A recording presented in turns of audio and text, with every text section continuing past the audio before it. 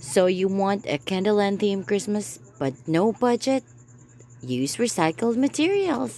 Here's how we did it.